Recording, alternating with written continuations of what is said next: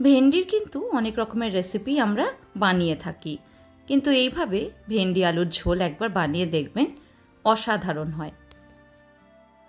নিরামিষ ভেন্ডি আলুর ঝোল বানানোর জন্য প্রথমে সর্ষের তেল গরম করে নিয়েছি। তার মধ্যে দিয়ে দিচ্ছি বড় করে কেটে নেওয়া ভেন্ডিগুলো।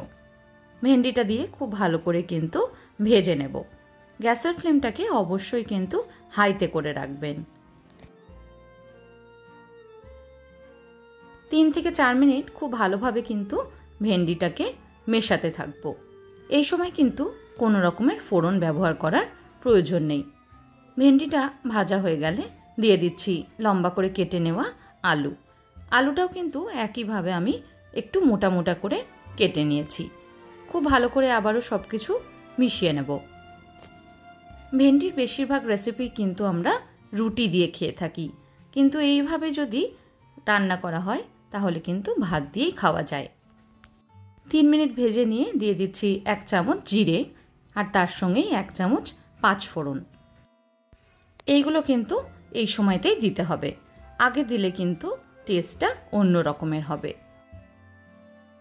ভালো করে নেড়ে মিশিয়ে নিলাম। এবার দিয়ে দিব 1 চামচ নুন। নুনটা দিয়েও কিন্তু খুব ভালো করে একবার মিশিয়ে নেব।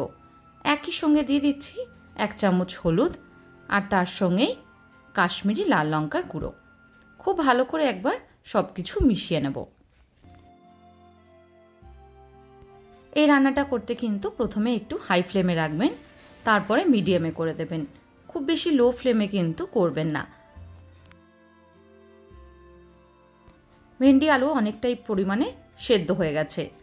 এবার মাঝখানটা অল্প ফাঁকা করে নেব, তারপর একটা মশলা দেব। এখানে দিয়ে দিচ্ছি টমেটো আর কাঁচা লঙ্কার একটা পেস্ট। টমেটো কিন্তু আমি একটাই ব্যবহার করেছি, আর লঙ্কাটা আপনারা আপনাদের ঝালের আন্দাজে ব্যবহার করবেন। একই সঙ্গে মিক্সি ধোয়া জলটাকেও আমি দিয়ে দিয়েছি। আবারও খুব ভালো করে সব কিছু মিশিয়ে নেব, তারপর কষতে দেব। ভেন্ডি আলুটা উঠিয়ে রেখেও কিন্তু আপনারা করতে পারেন, কিন্তু যেহেতু একদম কম মশলায় এই রান্নাটা তৈরি হয়, তাই কোনো রকমের আলাদা করে আমি করছি না। এবার ঢাকা দিয়ে 5 মিনিটের জন্য সেদ্ধ হতে দেব। 5 মিনিট পর ঢাকাটাকে খুলে দিলাম। দেখুন অনেকটাই পরিমাণে কিন্তু তেল ছেড়ে দিয়েছে। এবার দিয়ে দিচ্ছি 1 কাপ পরিমাণে গরম জল। যেহেতু এটা ভেন্ডি আলুর ঝোল হবে, তাই জলের পরিমাণটা কিন্তু একটু বেশি ব্যবহার হবে। খুব ভালো করে সব কিছু আবার মিশিয়ে নেব। যারা ভেন্ডি খান না, একবার অবশ্যই এইভাবে ট্রাই করে দেখবেন। একবার খেলে কিন্তু বারবার খেতে ইচ্ছা করবে।